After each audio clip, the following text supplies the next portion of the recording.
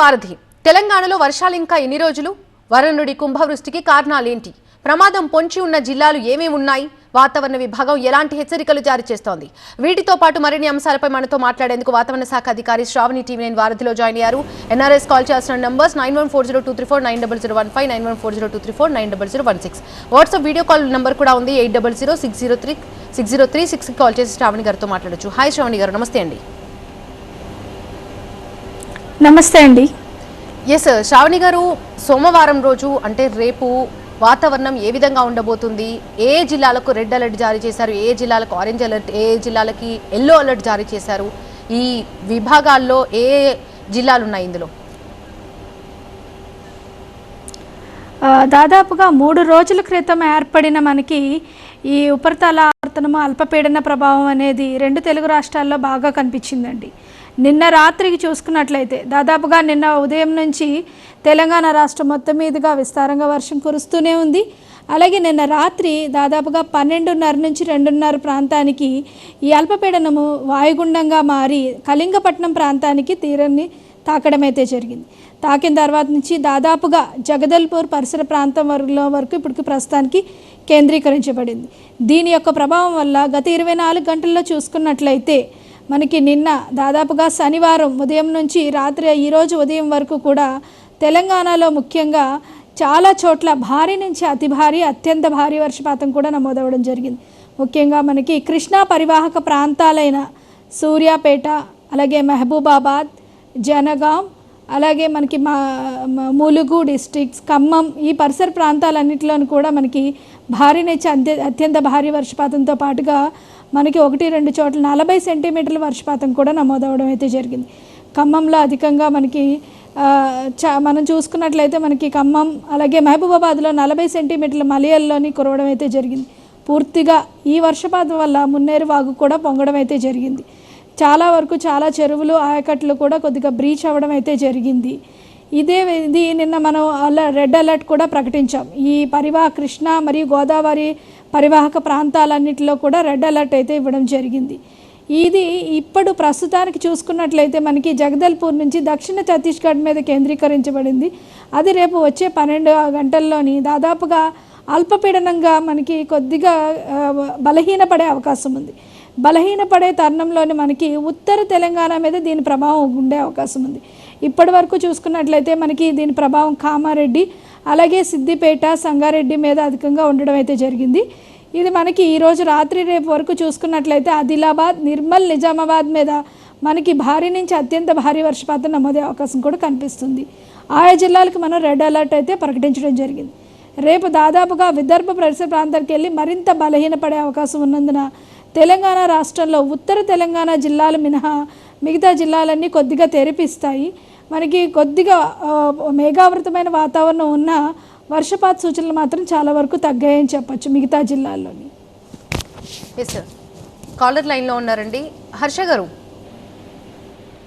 Hello Harsha గారు. చెప్పండి madam. Yes అండి, వాతావరణ శాఖ అధికారి శ్రావణి ఉన్నారు. మేడం, ఇప్పుడు రాబోయే రోజులు మనకి ఎన్ని రోజులు వర్షాలు పడే అవకాశం ఉంది, ఏ జిల్లాల్లో పడే అవకాశం ఉంది? At the same time Arabia మహాసముద్రంలో ఒక తుఫాన్ కూడా వస్తుందని విన్నాను మేడం. దాని ప్రభావం మన తెలుగు రాష్ట్రాల మీద ఏమన్నా పడే అవకాశం ఉందా? ఈ విషయాలు తెలియజేయగలరా? సరేనండి. ప్రస్తుతానికి మనకి ఈ 3 రోజులు కొద్దిగా అంటే ఈరోజు రేపు కొద్దిగా వర్షపాతం ఉండే అవకాశం ఉంది. తర్వాత కొద్దిగా తెరిపిస్తుంది. దాదాపుగా 10వ తేదీ వరకు కూడా తెలంగాణ రాష్ట్రం వరకు చూసుకున్నట్లయితే సాధారణ వర్షాలు అనమాట. అక్కడక్కడ జల్లులు మాత్రమే కురిసే అవకాశం ఉంది.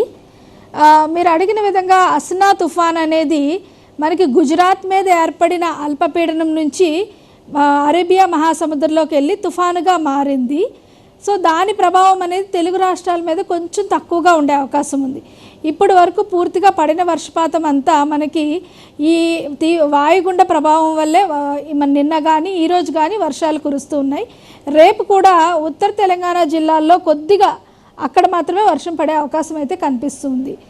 ఆదిలాబాద్, ఈ జిల్లా పరిసర ప్రాంతాల్లో దాదాపుగా ఉత్తర కోస్తాంధ్ర పరిసర ప్రాంతాల్లో చాలా వరకు తెరిపివ్వడం అయితే జరిగింది. కానీ కృష్ణా పరివాహక ప్రాంతాలు మాత్రం మనకి నిన్నటి నుంచి కొద్దిగా అధిక వర్షపాతం వల్ల కొద్దిగా నీటిలో మాత్రం ఇంకా కంటిన్యూ అవుతుందన్నమాట. రైట్. శ్రావణి గారు, ఉమ్మడి వరంగల్, ఉమ్మడి ఖమ్మం, ఉమ్మడి నల్గొండ జిల్లాల్లో ఇవాళ భారీ వర్షాలు కురిశాయి. మరి రేపు పరిస్థితి, రేపు వర్ష తీవ్రత ఏ విధంగా ఉండే అవకాశాలు ఉన్నాయి? ఇదే విధంగా కొనసాగే అవకాశం ఏమైనా కనిపిస్తుందంటారా? ఉమ్మడి వరంగల్, నల్గొండ జిల్లాలో అయితే దాదాపుగా వర్షం సూచనలు తగ్గాయండి. రేపు ఒకవేళ కురిసినా దాదాపుగా మోడరేట్ రెయిన్స్, అంటే చాలా తక్కువ మొత్తంలో కురిసే అవకాశం కనిపిస్తుంది. రేపు మొత్తంగా మనకి ఉత్తర తెలంగాణ జిల్లాల మీద మాత్రమే, ఉత్తర తెలంగాణ, ఇంటీరియర్ కర్ణాటక అంటే గుల్బర్గా పరిసర ప్రాంతం, అలాగే మరత్వాడ మధ్య మహారాష్ట్ర పరిసర ప్రాంతాల్లో మాత్రమే ఎక్కువ వర్షాలు ఉండే అవకాశం ఉంది. దాదాపుగా మనకి ఈశాన్య కానీ దక్షిణ తెలంగాణ జిల్లాలు, ముఖ్యంగా నల్గొండ కానీ వరంగల్ కానీ వర్ష సూచన అనేది చాలా తక్కువ ఉంది. రేపు మధ్యాహ్నం నుంచి కొద్దిగా పూర్తిగా తెరిపించి సాయంత్రం కొద్దిగా మనకి జల్లులు మాత్రం కురిసే అవకాశం ఉంది. ఇక ప్రత్యేకించి రాజధాని గురించి మరీ ముఖ్యంగా మాట్లాడుకుంటే హైదరాబాద్కి ఎలాంటి వాతావరణ సూచన ఉందంటారు? ఎందుకంటే గత 2 రోజుల నుంచి 3 రోజులు అని చెప్పాలి, విపరీతమైన వర్షం, అసలు ఎడతెరిపి లేకుండా కురుస్తున్న వర్షాలకి రేపు ఏ విధంగా ఉండబోతుందంటారు? మనకి రాజధాని అంటే హైదరాబాద్ పరిసర ప్రాంతాల్లో చూసుకున్నట్లయితే దాదాపుగా నిన్న మనకి భారీ వర్షపాతం నమోదవడం జరిగింది. భారీ వర్షపాతంతో పాటుగా ఉదయం నుంచి ఎడతెరిపి లేకుండా వర్షం కురవడం వల్ల చాలా వరకు కొద్దిగా లోతట్టు ప్రాంతాల్లో నీరు చేరడం అయితే జరిగింది. ఈరోజు కూడా మనకి ఉదయం నుంచి దాదాపుగా మధ్యాహ్నం 2 గంటల వరకు కూడా కొద్దిగా అంటే మోడరేట్ స్పెల్ అయితే కంటిన్యూ అయింది. తర్వాత నుంచి డ్రిజిల్ మాత్రమే కంటిన్యూ అవుతూ వచ్చింది. ఈ డ్రిజిల్ ఈవినింగ్ వరకు, ఎర్లీ మార్నింగ్ అంటే ఈరోజు తెల్లవారుజామున 6 గంటలకి కొద్దిగా మోడరేట్ రెయిన్స్ ఉండే అవకాశం ఉంది, ముఖ్యంగా హైదరాబాద్ పరిసర ప్రాంతం. రేపటి నుంచి చాలా వరకు రేపు సాయంత్రం కొద్దిగా జల్లులు పడే అవకాశం ఉంది తప్ప రేపు మధ్యాహ్నం నుంచి చాలా వరకు పూర్తిగా తెరిపించే అవకాశం ఉందన్నమాట. ఎస్, అంటే దాదాపుగా ఒక 24 అవర్స్ అయితే అలర్ట్గా ఉండాల్సిన పరిస్థితే కనిపిస్తుందంటారా? రేపు మధ్యాహ్నం వరకు కూడా కొద్దిగా అలర్ట్గానే ఉండాలి. మధ్యాహ్నం నుంచి పూర్తిగా తెరిపిస్తుంది హైదరాబాద్ పరిసర ప్రాంతాల్లో. దాదాపుగా మనం కొద్దిగా ఎండ కూడా వచ్చే అవకాశం ఉంది. సాయంత్రం ఒకవేళ కొద్దిగా చిన్న చిరుజల్లులు మాత్రమే ఉన్నాయండి. ఎస్, శ్రావణి గారు, ఇన్ని రోజులు వర్షాలు లేవు అనుకున్నాం. మరి ఇప్పుడు పడుతున్న వర్షాలతో ఆ లోటు తీరిందనుకోవచ్చా?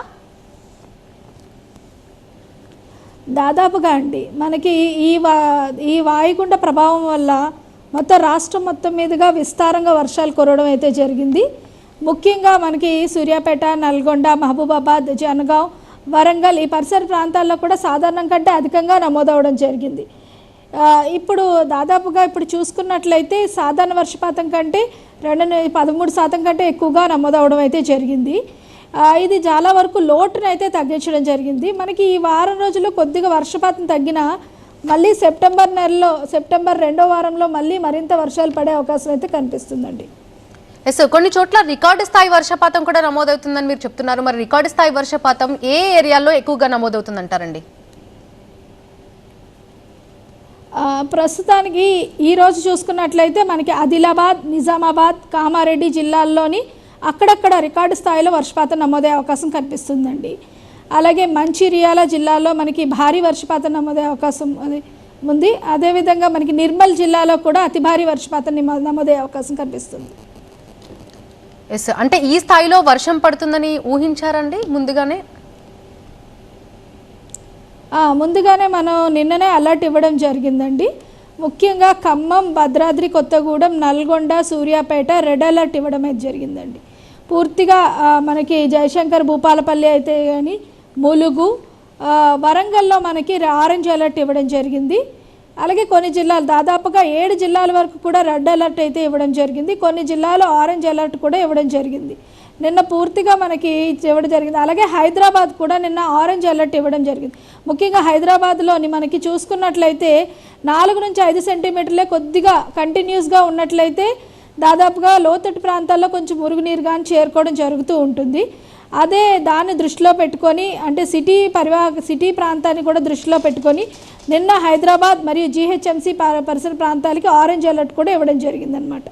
ఈరోజు చూసుకున్నట్లయితే మనకి దాదాపుగా ఏదైతే వెస్ట్ నార్త్ వెస్ట్ వైపు మూవ్ అయ్యి కొద్దిగా బలహీన పడడం వల్ల ప్రభావం తగ్గి ఉత్తర తెలంగాణ జిల్లాలైన ఆదిలాబాద్, నిజామాబాద్, కామారెడ్డి జిల్లాలకు కూడా రెడ్ అలర్ట్ అయితే ఇష్యూ చేయడం జరిగింది. ఈ భారీ వర్షాలకు వాయుగుండ ప్రభావమే కారణం అనుకోవచ్చా అండి? అంటే వాయుగుండ ప్రభావం వల్ల మనకి భారీ వర్షపాతాలు రావడం కామను. దీంతో పాటుగా మనకి ఋతుపవనాలు కూడా చాలా చురుకుగా ఉన్నాయన్నమాట. దాదాపుగా మనకి తుఫాను దగ్గర నుంచి ఋతుపవనాల యొక్క మాన్సూన్ ట్రఫ్ కూడా ఈ వాయుగుండం మీదుగా వెళ్ళడం వల్ల మరింత చురుకుగా ఉండి మనకి భారీ నుంచి అతి భారీ కాకుండా ఎక్సెప్షనల్లీ హెవీ రెయిన్ఫాల్ అంటే 40 సెంటీమీటర్ల కంటే కూడా ఎక్కువగా రెయిన్ఫాల్ నమోదవడం అయితే జరిగింది. గతంలో అంటే గత ఏడాది చూసుకున్నట్లయితే మనకి జూలై నెలలో ఏర్పడిన అల్పపీడనం దాదాపుగా మనకి ఉత్తర కోస్తా ఆంధ్ర దగ్గర తీరం దాటినప్పుడు జయశంకర్, భూపాలపల్లి, ములుగు పరిసర ప్రాంతాల్లో 60 సెంటీమీటర్ల కంటే అధికంగా వర్షపాతం నమోదవడం జరిగింది. అటువంటి పరిస్థితి కూడా కొంచెం దగ్గరగా ఈసారి 21 ప్రదేశాల్లోని మనకి అత్యంత భారీ వర్షపాతం నమోదవడం జరిగింది. శ్రావణి గారు, జనరల్గా అప్పుడప్పుడు క్లౌడ్ బర్స్ట్ గురించి వింటుంటాం. కొన్ని ఏరియాల్లో క్లౌడ్ బర్స్ట్ వచ్చింది అని కూడా వింటుంటాం. ఖమ్మం, కోదాడలో 40 ఏళ్లలో ఎన్నడూ చూడని వర్షం పడిందని స్థానికులు చెప్తున్నారు. అది క్లౌడ్ బర్స్ట్గా భావించవచ్చా? మార్నింగ్ నుంచి ఖమ్మం మనకి సాయంత్రంకి వచ్చేసరికి దాదాపుగా 18 నుంచి 20 సెంటీమీటర్ల వర్షం పడిందండి. రాత్రి మరింత కొద్దిగా మనకి మూవ్మెంట్ అంటే ఎప్పుడైతే క్రాస్ అవుతున్న సమయంలోని మరింత ఉధృతిగా ఉండడం వల్ల కొద్దిగా క్లౌడ్ బర్స్ట్ సిచ్యువేషన్ లాంటిది కూడా ఏర్పడడం జరిగిందండి. ఏంటంటే ఈ మధ్యన దాదాపుగా మనం గత 2-3 ఏళ్ళ నుంచి చూసుకున్నట్లయితే చాలా చోట్ల తక్కువ సమయంలో ఎక్కువ ఇంటెన్స్ రెయిన్ఫాల్ అనేది వస్తుందన్నమాట. దాదాపుగా గత ఏడాది నేను చెప్పిన ఉదాహరణలో చూసుకున్నట్లయితే అది కూడా మనకి తెల్లవారుజామున మనకి దాదాపుగా 3 నుంచి 6 గంటల ప్రాంతంలోనే మనకి అత్యధికంగా 300 mm వరకు కూడా ఇవ్వడం జరిగింది. అదే విధమైన పరిస్థితి కూడా మనకి నిన్న కూడా ఏర్పడడం అయితే జరిగింది. అలాగే మనకి ఇంకా గత నెలలో చూసుకున్నట్లయితే కొన్ని కేరళలో కానీ అలాగే ముంబైలో కానీ ఢిల్లీలో కానీ ఇటువంటి పరిస్థితులు అనేవి కొద్దిగా పెరుగుతూ వస్తున్నాయి. మొత్తం అంటే సాధారణ వర్షపాతం ఉంటూనే ఉంది. దానికి ఏంటంటే సమయానుభావం కాకుండా అంటే తక్కువ సమయంలో ఎక్కువ వర్షపాతం నమోదవడం అయితే జరుగుతుందన్నమాట. హైదరాబాద్లో ఏ ఏరియాస్కి ఎల్లో అలర్ట్, ఆరెంజ్ అలర్ట్ జారీ చేస్తున్నారంటారు? ఈ రోజు వరకు చూసుకున్నట్లు ప్రస్తుతానికి ఇంకా ఎల్లో అలర్ట్ కంటిన్యూ చేస్తున్నాం జీహెచ్ఎంసీ పరిధిలోని. ఎర్లీ మార్నింగ్ మనకి ఒక చిన్న ఇంటెన్స్ స్పెల్ వచ్చే అవకాశం ఉన్నందున రేపు మధ్యాహ్నానికి పూర్తిగా వార్నింగ్ అనేది తగ్గుతుంది. మామూలుగా మోడరేట్ రైన్సే కంటిన్యూ అవుతాయి. రెడ్ అలర్ట్ ఉన్న ఏరియాస్ లిస్ట్ ఒకసారి చెప్తారా శ్రావణి గారు? రెడ్ అలర్ట్ చూసుకున్నట్లయితే మనకి ఆదిలాబాద్, నిర్మల్, నిజామాబాద్, కామారెడ్డి జిల్లాల్లో రెడ్ అలర్ట్ ఇవ్వడం జరిగింది. ఆరెంజ్ అలర్ట్ సిద్దిపేట, సంగారెడ్డి, వికారాబాద్, ఎరస్ట్వేల్, కరీంనగర్, జగిత్యాల, పెద్దపల్లి, రాజన్న సిరిసిల్ల, యాదాద్రి భువనగిరి వరకు కూడా మనం ఆరెంజ్ అలర్ట్ అయితే ఇవ్వడం జరిగిందండి. కాలర్ లైన్లో ఉన్నారండి ఫ్లోరిడా నుంచి సురేష్ గారు. Yes please. హలో, నమస్కారం అండి. ఇది మాకు ఇక్కడ వెదర్ యాప్ అని ఉంటుందండి. దాంట్లో రేడార్లో చూస్తే ఇప్పుడు మాకు కనబడుతున్నాయి అనమాట క్లౌడ్స్ కానీ అది ఎలాగ మూవ్మెంట్ వచ్చి సర్క్యులర్ షేప్లో ఉందా, ఎట్లా మూవ్ అవుతుంది అన్నది కూడా నెక్స్ట్ 3-4 అవర్స్ వరకు అది ప్లే చేస్తే జస్ట్ లైక్ యూట్యూబ్ బటన్ చేస్తే ఆ క్లౌడ్స్ కూడా ఎలా మూవ్ అవుతుందని మాకు ఫ్యూచర్ ఫోర్కాస్ట్ ఇస్తుందండి. ఇది మన హైదరాబాద్, తెలంగాణ మీద. అటువంటి టెక్నాలజీ మరి మాకు ఇక్కడ నుంచి మేము యాప్లో చూస్తున్నాం, వెదర్ యాప్లో. మరి అటువంటి టెక్నాలజీ మన ఇండియాలో ఒకటి వార్తలు చాలా వరకు మన TV9 కానీ అన్ని టీవీ ఛానల్లో కొన్ని అప్పుడప్పుడు వేరే ఇస్తుంటారు. ఏది శ్రీరాముని మీద, దాని మీద ఆధ్యాత్మికంగా ఇటువంటిదైనా వెదర్ ఏదైనా రాడార్ మనకు ఉందా అంటే అంత పరిజ్ఞానం కానీ అంత టెక్నాలజీ కానీ ఇండియాలో ఉందా? ఇటువంటివి చూపెట్టడానికి ఏదైనా ప్రొవైడ్ చేయగలుగుతారా? ఇటువంటి సమయాల్లో కొంచెం మాకు ఇక్కడ తెలిసిపోతుంది. ఇంకా నెక్స్ట్ 3 అవర్స్లో వాన ఏ సర్క్యులర్ షేప్లో ఉంది, ఎక్కడ పడుతుంది అన్నది మాకు ఇక్కడ తెలుసండి. లేదంటే ఏదైనా యూట్యూబ్ ఛానల్ అన్న ఓపెన్ చేసుకోమని చెప్పమంటే అది కూడా మంచి రేపు ఫ్యూచర్లో మంచి మిలియన్స్ ఆఫ్ సబ్స్క్రైబర్స్ వస్తారు కావచ్చు. బట్ మీరు అటువంటిదైనా ఇవ్వగలుగుతారా అండి? ఉందా మన దగ్గర రేడార్ సిస్టమ్? రాడార్ సిస్టమ్ ఉందండి. దాదాపుగా ఇండియా మొత్తంగా దాదాపుగా 30 నుండి రాడార్స్ ఆల్రెడీ ఇన్స్టాల్ అయ్యి వర్కింగ్లో ఉన్నాయండి. ఇదన్నీ కలిపి ఇంటిగ్రేటెడ్గా ఒక అలర్ట్ యాప్ని ఒకటి ఆల్రెడీ ఉంది. రెయిన్ అలర్ట్ అండి. ఆ యాప్ పేరు రెయిన్ అలర్ట్. ఈ రెయిన్ అలర్ట్ ఏం చేస్తుందంటే ఈ రాడార్ నుంచి వచ్చే ప్రతి దాన్ని ఇమేజెస్ని అంటే నెక్స్ట్ 3 అవర్స్ ఉన్న మీ ఏరియాలో సపోజ్ నేనున్నానో లేదా మీరు ఇక్కడ హైదరాబాద్లో పర్టికులర్ ఏరియాలో ఉన్నప్పుడు నా సర్కిల్ 20 కిలోమీటర్స్లో నేను ట్రావెల్ మూవ్ అవుతుంటే నెక్స్ట్ 10 కిలోమీటర్స్లో రెయిన్ ఉంటే ఖచ్చితంగా నాకు ఒక అలారం ఇష్యూ చేస్తుంది. In your route there is a slightly moderate rainfall is continuing, so take care and carry your belongings and carry to the umbrella. Like alarm లాంటిది ఒక వస్తుంది. దీన్ని రెయిన్ అలర్ట్ అంటారండి. ఈ రెయిన్ అలర్ట్ యాప్ దాదాపుగా ఒక 2 years back నుంచి మనం IMD and as well as ఉంటుంది. ఇది మొత్తం ఐఎండి ఇంటిగ్రేటెడ్ డేటా అందులో ఉంటుంది. ఎవ్రీ 5 minutesకి ఇమేజ్ అనేది కొద్దిగా రిఫ్రెష్ అవుతూ వస్తూ ఉంటుంది. రియల్ టైం ఇమేజ్ వస్తూ ఉంటుంది. లైట్ నుంచి హెవీ రెయిన్ వరకు కూడా మీరు చూసుకున్న సర్కిల్లో ఎక్కడ ఉండే అవకాశం ఉంది.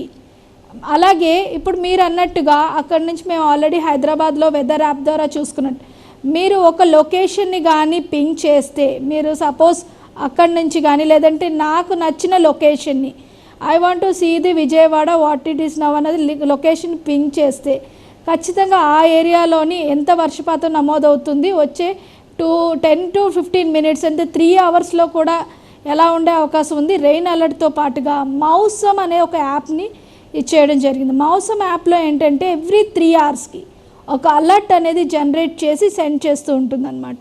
ఒక చిన్నది ఏరియా, ఒక డిస్ట్రిక్ట్ కాకుండా పాలిగన్ ఏరియా అంటే పాలిగన్ ఏరియాలోని కొన్ని మండల్స్ మాత్రమే కనెక్ట్ అయ్యేటట్లుగా ఉండి ఆ పాలిగన్ ఏరియాలోని ఒక నెక్స్ట్ 3 అవర్స్లోని మోడరేట్ రెయిన్ వచ్చే అవకాశం ఉందా, హెవీ రెయిన్ వచ్చే అవకాశం ఉందా, లేదంటే ఒక 3 అవర్స్లోని ఎటువంటి రెయిన్ ఆల్రెడీ పడుతుందో కూడా ఇమేజ్తో సహా ఆ పాలిగన్లోకి సెట్ చేయడం వల్ల ఏమవుతుందంటే ఆ యాప్లోని వెంటనే మనకి ఒక అలర్ట్ లాగా వస్తుంది. దీంతోపాటు కామన్ ఏరియా ప్రోటోకాల్ అని చెప్పి మేము దీన్ని మన డిజాస్టర్ మేనేజ్మెంట్స్ కూడా పంపించడం వల్ల ఏమవుతుందంటే వెంటనే ఒకవేళ ఇంటెన్స్ స్పెల్స్ ఉంటే ఖచ్చితంగా భారీ వర్షపాతం ఉంది, ఖచ్చితంగా వచ్చే అవకాశం ఉంది నెక్స్ట్ 3 అవర్స్లో ఉన్నప్పుడు local network mobile network providers ద్వారా ఒక మెసేజ్ అనేది పాస్ అయ్యి లోకల్ లాంగ్వేజ్లో మెసేజ్ అనేది జనరేట్ చేసి ఏ పాలిగన్లో అయితే